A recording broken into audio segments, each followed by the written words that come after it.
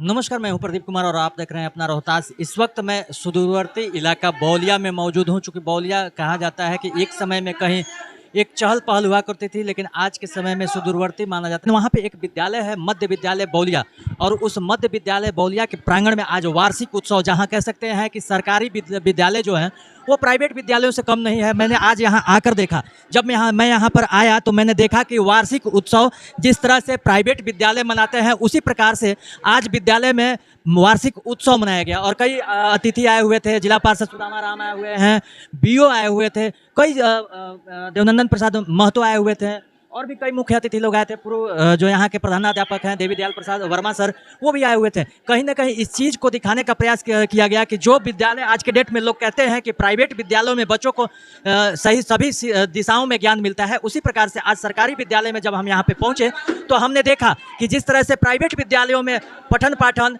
अन्य dancing, singing या प्रतिभा बच्चों को अलग अलग ढंग से निखारने का प्रयास किया जाता है, उसी प्रकार से आज सरकारी विद्यालय में भी हमको देखने को मिला।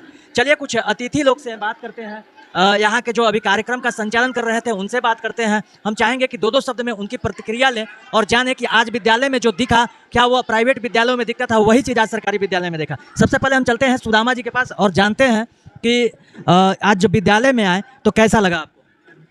सबसे पहले मैं बहुत बहुत धन्यवाद देना चाहूँगा इस चैनल के माध्यम से आप सभी को। मुझे बहुत अच्छा लगा। मैं सबसे पहले इस विद्यालय के प्रधानाध्यापिका महोदय को मैं धन्यवाद देना चाहूँगा, और साथ ही साथ रविंदर सर जो हमारे हैं काफ़ी एक्टिव हैं और हमेशा यहाँ हमें कार्यक्रम में बुलाते हैं, हम आने का प्रयास भी करते हैं। सर, जिस तरह से प्राइवेट विद्यालयों में एनुअल फंक्शन, वार्षिक उत्सव मनाया जाता है और कहीं ना कहीं बच्चों को हर एक क्षेत्र में प्रतिभा निखारने का प्रयास किया जाता है, उसी तरह से सरकारी विद्यालय में क्या करना चाहिएगा कि हर विद्यालय में इस तरह का होना चाहिए? देखिए, बिल्कुल होना चाहिए। और ऐसा नहीं है कि हमारे सरकारी विद्यालय में अभी पठन पाठन से लेकर जो स्किल पर जो काम किया जा रहा है बच्चों को, डांस से लेकर कलाकारी, पेंटिंग से लेकर के, या फिर जो भी बहुत सारे खेल के माध्यम से, सॉन्ग गीत सिखाने के माध्यम से बहुत सारे ढंग का यहाँ पे चल रहा है। मैंने 2-3 बार मैंने आया, पिछले साल भी आया था। काफ़ी यहाँ प्राइवेट स्कूल से भी मैं यहाँ देखने को मिला। कहीं ना कहीं सरकार का जो बिहार सरकार का जो योजना चल रहा है कि हर क्षेत्र में बच्चों के स्किल डेवलपमेंट की जाए, चाहे खेल हो, सिंगिंग हो, डांसिंग हो, सरकार की इस पहल को क्या कहना है? सरकार को सबसे मैंने पहले धन्यवाद देना चाहूँगा, जो विद्यालय के बच्चों पर पठ्य पाठन पर ध्यान दिया, विशेष राशि से लेकर पुस्तक तमाम चीज़ें काफ़ी दिया। मैं गार्जियन से भी आगाह करना चाहूँगा कि प्राइवेट और सरकारी में कोई अंतर नहीं माने, और जो प्राइवेट है, प्राइवेट से बेहतर सरकारी है। और हमारे शिक्षक सारे जो हैं अनुभवी बीपीएससी भी आ चुके हैं, और पढ़ाई हमारे सारे विद्यालय नौहट्टा प्रखंड में बढ़िया से ढंग से सुदृढ़ हो रहा है, और हमारे विद्यालय और नौहट्टा प्रखंड धन्यवाद महीने से आगे बढ़ रहा है। चलिए, बहुत बहुत धन्यवाद सर। आप लंबे अरसे से इस विद्यालय को देखते आए हैं, कहीं ना कहीं जब इसका जीर्णोद्धार से लेकर आज तक क्या कहना चाहिएगा बौलिया मध्य विद्यालय के लिए? बौलिया मध्य विद्यालय इस नौहट्टा प्रखंड में एक स्थान रखता है। इस विद्यालय में सांस्कृतिक कार्यक्रम जो शुरुआत हुई, उसके देखा देखी कुछ विद्यालय ने किया, लेकिन जितनी तौर तरीके अब बच्चों को उत्साहित करके, अब बच्चों के साथ सांस्कृतिक कार्यक्रम में संलग्न करके और उन्हें उभारने का, जो हर कला को उभारने का काम जो रविंदर सर के द्वारा हुआ है, वह अद्वितीय है। और ऐसे कार्यक्रम अन्य विद्यालयों में होनी चाहिए। यहाँ प्राइवेट स्कूल की जहाँ मामला है, प्राइवेट स्कूल इस तरह से होता है, लेकिन इतनी खर्चीली है प्राइवेट स्कूल कि उसके तुलना में जो भी सरकारी स्कूल है, इस तरह का कार्यक्रम हो तो प्राइवेट में जाने का बहुत ही कम चांस रहेगा। आज देखते हैं कि आपको पूरे इलाके जवार में अनेक विद्यालय प्राइवेट खुल रहे हैं। इसका मकसद है कि वो अपना उद्देश्य है बिजनेस या उनका अपने कमाने का। बच्चों को बच्चों का अगर रिजल्ट देखी जाए कहीं बोर्ड में या कहीं भी, तो सरकारी विद्यालय में जो बच्चे हैं वो कम नहीं हैं उनसे। ऐसा नहीं है कि उनका ज़्यादा रिजल्ट आ रहा है, सरकारी को कम आ रहा है। इसलिए हम लोग चाहेंगे कि इसी तरह कार्यक्रम होता रहे कि बच्चों को झुकाव सरकारी स्कूल में होता रहे, उनके गार्जियन भी इस तरह का मोटिवेट हो कि हम सरकारी विद्यालय में भेजने का काम करेंगे। बहुत बहुत धन्यवाद। चलिए, जिस कार्यक्रम को संचालन कर रहे रविंदर सर, और रविंदर सर से हम इसलिए बात करना चाहेंगे कि विद्यालय में जिस तरह से आपने किया, कहीं ना कहीं प्राइवेट का जो विद्यालय में दिखता है या फिर वहाँ के बच्चों में अलग अलग क्षेत्रों में स्किल डेवलप किया जाता है, कहाँ से मन में ये सब आता है? देखिए सर, ये आत्मचिंतन करने पर कुछ भी हो सकता है, ये कहीं से मिला नहीं है। अक्सर हम लोग देखते हैं सेंट्रल स्कूल में, डीएवी स्कूल में बच्चों को सर्वांगीण विकास की बात की जाती है। ये देख करके हमने मोटिवेट हुआ कि हम सरकारी विद्यालय के शिक्षक बन गए हैं, तो क्या मैं सरकारी शिक्षक होने के नाते इसको उस लेवल पर कर सकते हैं या नहीं कर सकते हैं। मैंने अनुभव किया कि हो सकता है। हमारे पूर्व के प्रधानाध्यापक रहे हैं वर्मा सर, ये तकरीबन आज की नहीं है सर, लगातार 18 वर्षों से हो रहा है। जब से इस विद्यालय मैंने आया है, हमारे हेडमास्टर वर्मा सर थे, उन्हीं के द्वारा शुरुआत किया गया ये सब कार्यक्रम है। और ये इस बार नहीं हुआ है, लगातार 18 वर्ष से हो रहा है। कार्यक्रम में कौन कौन बच्चों को सम्मानित करते हैं? जनरली चाहे वह सिंगिंग के क्षेत्र में हो, आपको बता दें सर, अपने विद्यालय में हर महीने में 5 सैटरडे हो, 4 सैटरडे हो, किसी दिन सिंगिंग होता है, डांसिंग होता है। उसी बेस के आधार पर पूरे सत्र में जो बच्चे अच्छे परफॉर्म करते हैं पूरे साल भर, उसमें से चुन करके best dancer, best singer, best artist, student of the year, most progressive student, जो बच्चे पहले बहुत कम आते थे, अब जब से हम ये सब करने लगे हैं, अटेंडेंस बहुत ज़्यादा होने लगा, 90% बच्चे आने लगे हैं अब। अच्छा, कहीं ना कहीं इसका प्रतिकूल फल दिख रहा है जी, कि दिख नहीं? रहा है, प्रतिकूल। और बच्चों में इस तरह का स्पर्धा आ रहा है। बहुत कम्पिटिटिव तो क्या सर, ये जो हम 10 गोल्डन अवार्ड कहें, हम 50 गोल्डन अवार्ड भी कम पड़ जाएगा, इतना छाटना मुश्किल है।